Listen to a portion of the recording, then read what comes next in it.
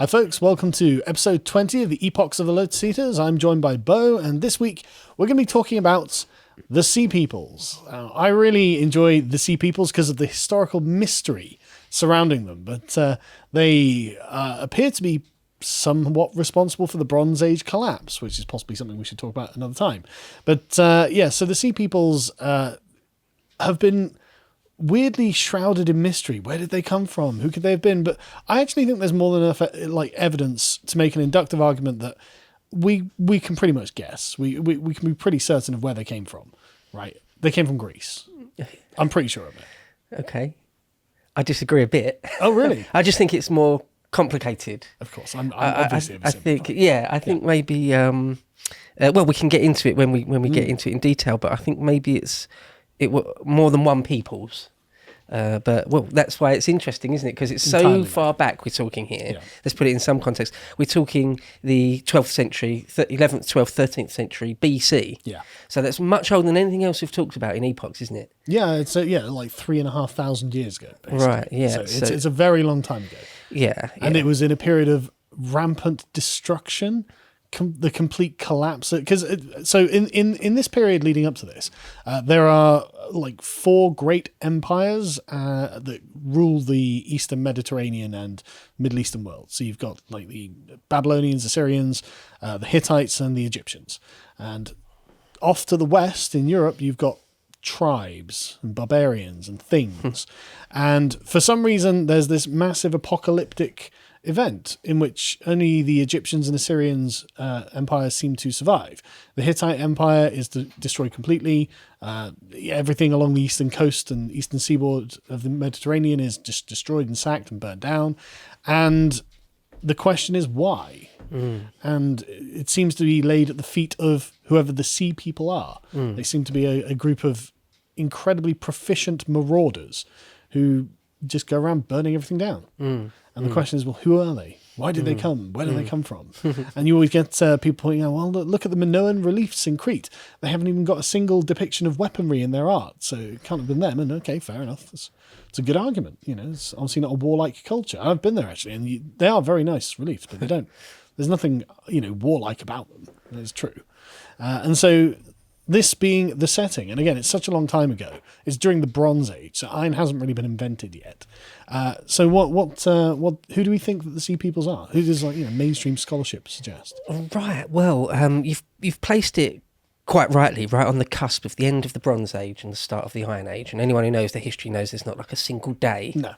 Like the 17th of On August. Tuesday, 1177 BC was the Iron Age began then. Yeah, and it happens in different times in different places. So, when they might have been using iron all across the Middle East, in Northern Europe, they probably would have still been using copper and things like this. So. Well, we were talking about the other day, weren't we, how some Germanic tribes during the age of Trajan are still using bone arrowheads and things. Yeah. So anyway, it's easy for archaeologists to sort of say that after this late Bronze Age collapse, which they usually date around 1177, which is far too specific, but anyway, that there's some sort of giant collapse. The archaeology is really quite scary in a way. It seems like the whole Eastern Mediterranean world completely collapses. Nearly all the big towns and cities, the archaeology shows they were burnt down, or at least their palace complexes were all burnt down in the space of a generation, 50 years maybe, even quicker than that. Yeah. And so, and there's very little writing at that point, even in the Greek world, very, very little. But what little there is seems to have just completely stopped. So there's some sort of catastrophe. The late Bronze Age collapse is what it's called. There's whole books just written about what happened. And sorry, go on. Yeah. Just a quick thing. One thing that's important to note is that some of these empires, they are literally great empires that cover areas the size of modern day Turkey and modern day Egypt. In fact, it's like truly national sized political entities, and they have vast. They operate on what's called a palace economy, and so the palace is like the centralized economic unit of the entire civilization. So tens of thousands of people would have been living in what they call these palaces, and like grain comes in, food comes in, oil and whatnot, and then it goes out and gets distributed and things like this. And so these are huge complexes that are incredibly well fortified. The capital of Hattusha was like underground in caves and things like this, and there's like various fortified cities, and so to have done all of this and burned it all down within a generation is a hell of an accomplishment for whoever did it. I mean, these were not easily taken. They weren't just unwalled villages that were being sacked or something. These were the capitals of great empires. So yeah, it's just to give you a context. It's like this. It's a long time ago, but they are still reasonably advanced. And a lot of people used to say until fairly recently, sort of the last 20, 30 years of archaeology, they used to say that it was caused by the sea people who are enigmatic, and we're not sure, even today, we're not exactly sure exactly where they came from, or if, pardon me, if they were all sorts of different peoples. But the old story used to be that they caused it, that they came and they ravaged everyone, up to and including Egypt, but didn't quite manage to completely entirely annihilate the Egyptian civilization. But other than that, it was these sea peoples. And so the question was, who are they? Who were they? We think now that it's a lot more complicated than that. It might have been droughts followed by famines, followed by displacements of peoples, followed by large-scale displacements of whole peoples, and all sorts of warfare. Just maybe a perfect storm of different things all going wrong in the space of one generation. Maybe loads of earthquakes as well. The East African Rift Valley, all the way up through the Levant, the Fertile Crescent. There's a rift there, and all across the top of Turkey, Anatolia is sort of a rift as well. So we think now that there's all sorts of reasons that caused this late Bronze Age collapse, one of which would have been the sea people. One last thing before we sort of maybe dive into exactly who they might have been, because I feel like you want to focus on them more than the Bronze Age collapse. I'm quite looking forward to it, yeah. Is that you could make the argument that the sea peoples are a symptom of this collapse rather than the cause. It might be that they're actually as much a victim, or were the original victims of this sort of collapse for whatever reason, and that when we see them finally in the archaeological record and the small amount of sort of literary evidence we have, perhaps they're sort of the victims of it, because it looks as though, they certainly came from abroad as far as the Egyptians were concerned. And that's what we're really looking at, isn't it? The main bits of evidence we have are Egyptian. The Egyptian accounts are very Egyptian-centric. Of course, aren't they? But can I am an opponent of this kind of historical revisionism.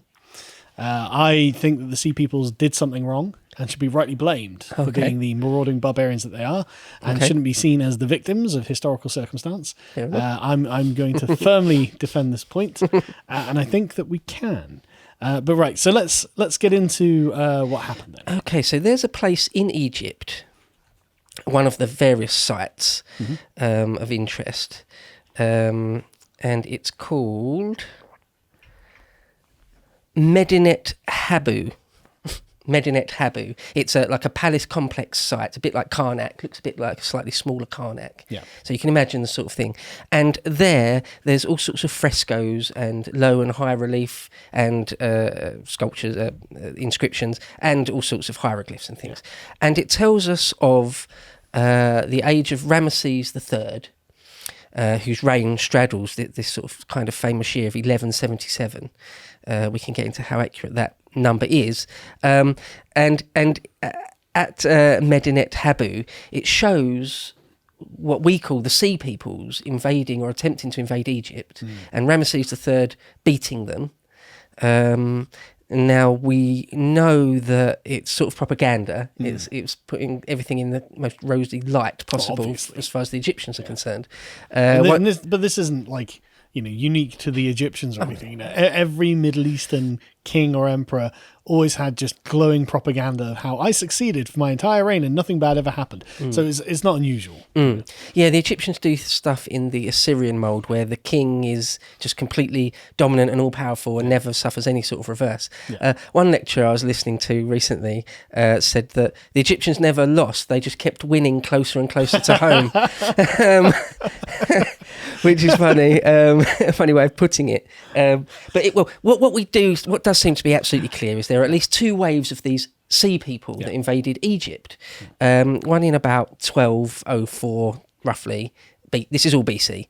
And then a big one in 1177 when these inscriptions seem to say that the black ships came of these foreign marauding peoples. And there were in the first wave, the pharaoh, the one before Ramesses, was able to sort of just turn them back, sort of make a wall of ships and men that turned back this first wave of the sea peoples. And the second one seems to be a lot more down and dirty and sordid and unclear exactly what happened. But the Egyptian establishment wasn't completely destroyed. The pharaoh wasn't murdered and overthrown, but it was certainly it seems like a closer run thing, and they probably had to settle some of these sea peoples within Egypt. When we say within Egypt, we mean within the Egyptian empire, don't we? It was in a province or something.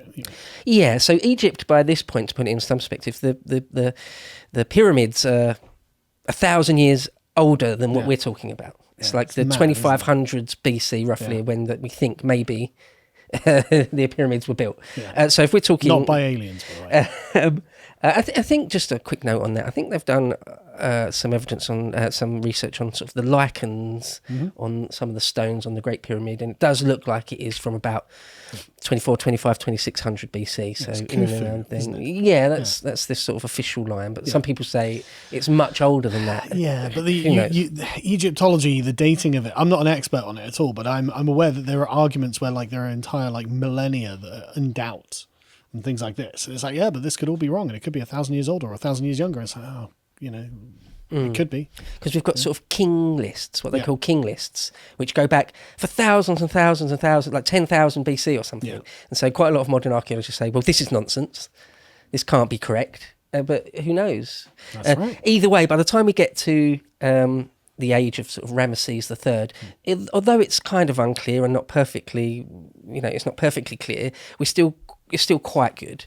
So, for example, the year I keep mentioning, 1177, we come to that date through king lists and various things, and they argue a bit about it. So, for example, you'll often find the year 1177, but they now think that because they know that happened in the 8th year of Ramesses III, so that's not in question, the 8th year of Ramesses III, but what year would that be in our calendar when we transpose that onto 11 something BC for us?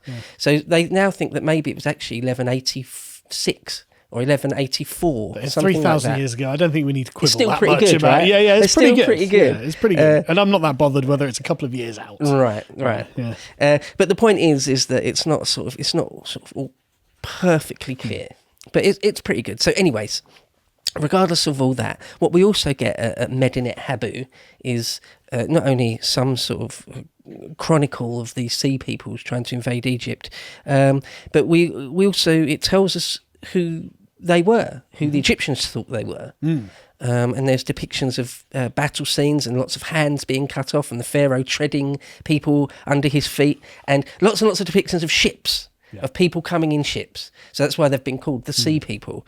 And the Egyptians gave them names, but those names are now kind of lost to us exactly what they might have meant. So they talk of 9 enemies, 9 different peoples came to Egypt, and they give them names like Shurdan, the Shekelesh, the Meshwesh, the Lucca or Luca, the Hittites, and the Paliset. A lot of these names are so old that if a lot of our listeners may be used to sort of the classical world, it's all way beyond, much 1,000 years further before that. So Cyprus, for example, isn't called Cyprus; they called it Elysia.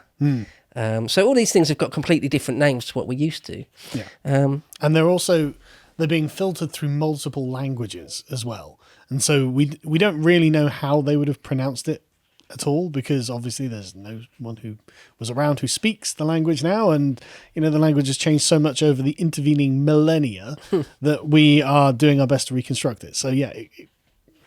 So the Egyptians will write something knows? down, put a name in a cartouche or something or other. The Greeks, the Hellenistic era Greeks, will translate that into their dialect of Greek. Perhaps the Romans translate into Latin, and maybe finally it would be translated into some sort of medieval Latin, and finally to English, where we'll get a word like meshwesh. Yeah. Who knows what they were actually called at the time, or what they called themselves? We don't know. To watch the full video, please become a premium member at lotuseaters.com.